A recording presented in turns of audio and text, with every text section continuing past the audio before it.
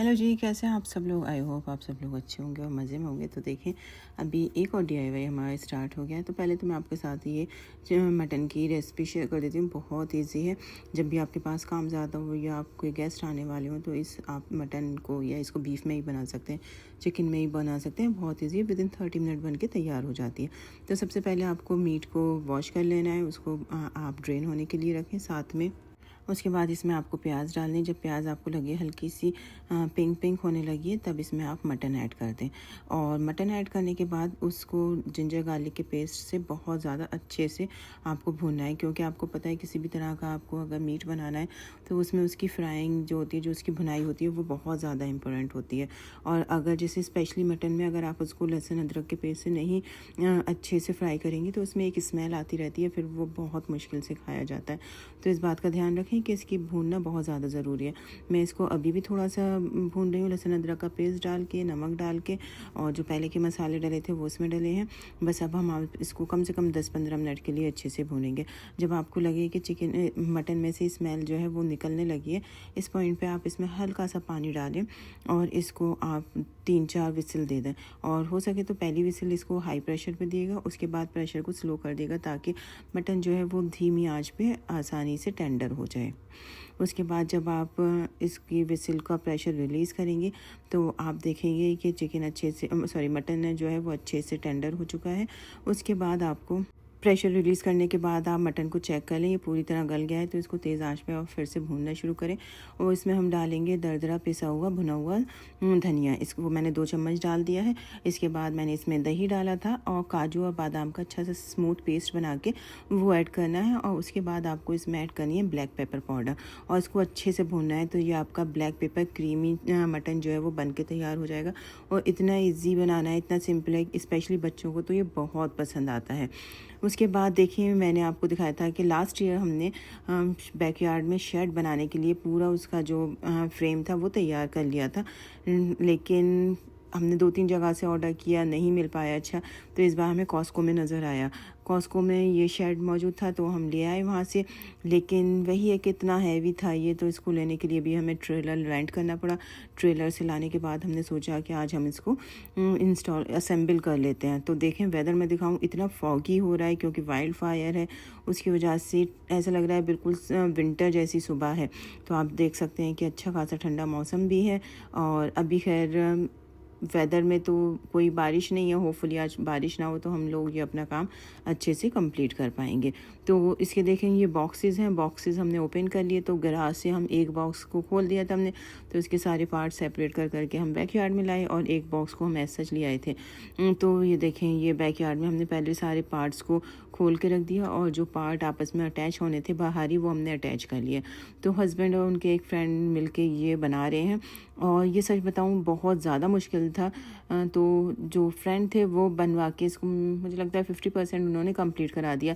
तो एक दिन वो करवा कर चले गए, उसके बाद लगा कि नहीं हो पाएगा, रात होने लगी और इतने ज़्यादा मॉस्किटो हैं यहाँ पे। तो मैं मॉस्किटो को लेके भी आपको एक स्प्रे बताऊंगी। वो अगर आपको कुछ भी बैकयार्ड में पार्टी करनी है या कुछ ऐसा काम करना है, बहुत देर तक रुकना है, तो उसको आप एक बार स्प्रे करें, फिर वो काफ़ी देर तक आपको मॉस्किटो बाइट नहीं करेंगे। तो देखें, इसका ये जो पूरा आउटर शर्ट की वॉल्स थी वो ये सारी रेडी हो गई। ये अब जो बाकी के काम हैं वो हम लोग मिलके कर रहे हैं। और जैसे ही शर्ट की वॉल्स तैयार हुई तो हानिया को लगा कि now it is ready to use, तो वो आके इसमें बैठ गई और अपना उन्होंने कुछ DIY करना स्टार्ट किया। कुछ चीज़ें बना रही थी, सबके लिए ब्लाइंड बैग बने। तो इस तरह से बच्चे भी इंजॉय करते जा रहे थे, वेदर अच्छा है तो हम लोग भी इस चीज़ को इंजॉय कर रहे थे। तो मैंने आपको बताया कि एक दिन हमने 50% कर लिया था, नेक्स्ट डे फिर हम स्टार्ट हुए। और सबसे ज़्यादा टाइम लिया हमारे ये डोर ने, क्योंकि डोर मतलब बैलेंस करने में काफ़ी टाइम लगा, क्योंकि हस्बैंड के हाथ में फ्रैक्चर है तो उनको थोड़ी प्रॉब्लम होती है, तो सपोर्ट करना, उस चीज़ को करना, तो थोड़ा टाइम लगा। लेकिन 2 दिन में अल्हम्दुलिल्लाह हमने इसको तैयार कर लिया। थोड़ा सा ये है कि मुश्किल चीज़ें, और इसका मैं बताऊँ स्टेप बाय स्टेप आप इसको जो इंस्ट्रक्शन दिए हों उसको ही फॉलो करना है। और इसकी एक वीडियो भी यूट्यूब पे मौजूद है, उसको आप देखें, उसमें बहुत क्लियरली बताया गया है। मैनुअल से या इंस्ट्रक्शन बुक से तो मेरी कभी समझ में नहीं आता, लेकिन वो वीडियो जो है वो काफ़ी हेल्पफुल है। तो ये हमने वॉल्स इसकी तैयार कर ली। उसके बाद उसके ऊपर की ये जो रूफ़ वाला पोर्शन है ये हमें बनाना था। तो बस कनाडा में सबसे बड़ी बात जो लगती है ना वो ये है कि आप यहाँ पे छोटी से छोटी चीज़ खरीदें या बड़ी बड़ी से बड़ी चीज़ खरीदें, वो पार्ट्स में आती है और फिर आपको ही उसको असेंबल करना है। और इसको असेंबल करना ना कभी कभी इतना मुश्किल हो जाता है, एक पॉइंट पे आके लगता है कि अब इसको छोड़ दें, इस काम को अब हमसे नहीं होगा। लेकिन क्योंकि पता होता है कि हमें ही खुद से इसको बनाना है तो फिर हम लोग दोबारा लग जाते हैं। तो समर है, समर में हम लोग के पास 2-4 चीज़ें हैं जो कि कंप्लीट करनी है। अभी हमने अपना फ्रंट यार्ड का लैंडस्केपिंग कंप्लीट करा है, किचन कंप्लीट कर रहे हैं, सिंक्स कंप्लीट करिए। तो मैं इंशाल्लाह ताला अपकमिंग वीडियोस में आपको वो सब दिखाती रहूँगी। और हस्बैंड काम कर रहे थे, मैं बाहर ये चेरीज़ देख रही थी। ये चेरीज़ बहुत ज़्यादा खट्टी हैं और आई डोंट नो इसको क्या कहते हैं, लेकिन इसको लास्ट ईयर मैंने चटनी में डाल के इसको पीसा तो बड़ी मज़े की इसकी चटनी बनती है। या इसको आप रॉक सॉल्ट के साथ खाएँ तो बहुत मज़े की लगती है। काफ़ी सावर होती हैं ये चेरीज़, लेकिन मज़े की होती हैं। उसके बाद देखें हम लोग फिगर आउट कर रहे थे कि कौन सा पार्ट किधर अटैच होगा, कैसे होगा। तो जो रीज़न है इसको बनाने का वो ये है कि गराज में ना बहुत सारा सामान आपका इकट्ठा हो जाता है और वो सामान आपकी ज़रूरत का भी होता है। हाँ, मैं कहूँगी कि इतनी वर्थ नहीं है जितना कि हमने शेड ख़रीदा है, उतने पैसों का नहीं है। लेकिन जब आपको सामान की ज़रूरत पड़ती है ना तो बहुत मुश्किल होता है। जैसे आपका विंटर्स का स्नो शवल है या फिर बहुत सारी मशीन्स हैं आपकी जो कि आप गराज में नहीं रख सकते गराज में, क्योंकि गाड़ी आने के बाद वो बिल्कुल पैक्ड हो जाता है। तो उन सारी चीज़ों को सेव करना है और गराज को आपको क्लीन रखना है। तो मुझे लगता है हमने सिर्फ एक मेंटल पीस के लिए ये ख़रीदा है, क्योंकि हमें पता है कि गराज हमें अपना नीट एंड क्लीन चाहिए और अभी हमारा गराज बहुत ज़्यादा ओवरलोड हो रहा है। तो उस सारी चीज़ों को ना ऑर्गेनाइज़ करने के लिए सिर्फ हमारा रीज़न ये था कि हमारा जो गराज है वो क्लीन रहे, चीज़ें सेफ़ रहें। हाँ, वो सामान भले ही इतना वर्थ नहीं है लेकिन पीस ऑफ माइंड होगा कि हमारी चीज़ें सेफ़ हैं। तो बस हम लोग बीच बीच में रेस्ट करते थे, बनाते थे, थक जाते थे, फिर थोड़ी सी वीडियो देखी, फिर बनाया। इस तरह से ये जो मतलब कहेंगे ना स्क्रैच से बनाना बहुत मुश्किल है, लेकिन यही है कि आप स्टेप बाय स्टेप करेंगे तो इजी रहेगा, अदरवाइज़ इट्स सो डिफ़िकल्ट। मैं बताऊंगी कि मुझे तो इन सारी चीज़ों में ना अब बहुत इरिटेशन भी होता है कभी कभी कि कैसे बनेगा, लेकिन ये कि हम दोनों मिलकर टीम वर्क करते हैं तो हो जाता है। तो ये नेक्स्ट डे हम लोग आ गए थे, हम लगे थे आई थिंक सुबह 10 बजे से और हमको फिर भी 2 बज गए थे करते करते। और साथ में हमसे 1-2 इसके स्क्रूज़ मिस हो गए तो उसकी वजह से होम डिपो जाना पड़ा वो स्क्रूज़ लेने के लिए। लेकिन अल्हम्दुलिल्लाह फाइनली ये था कि ये शेड कंप्लीट होने के बाद हमें इतना सेटिस्फेक्शन हुआ कि चलें ये समर का जो लास्ट समर का पेंडिंग काम था वो हमारा कंप्लीट हो गया। और जब भी आपको इस तरह का शेड बनाना हो ना तो आप कॉस्को से खरीदिएगा, क्योंकि हमने वेफेयर का भी देखा, कैनेडियन टायर का भी देखा और होम डिपो का भी देखा, कोई इतनी अच्छी क्वालिटी का नहीं था।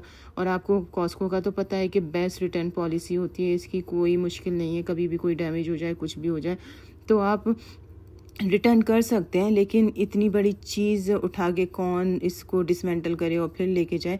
लेकिन एक मेंटल पीस है आपके पास कि आपको पता है अगर कुछ प्रॉब्लम होती है तो आपके पास वारंटी गारंटी ये है। लेकिन आज तक मुझे जो सबसे ख़राब गारंटी लगी है वो कैनेडियन टायर की। वहाँ पे चीज़ों को रिटर्न करना या इवन एक्सचेंज करना भी ना बहुत बड़ा प्रॉब्लम होती है, वहाँ पे इजी नहीं है।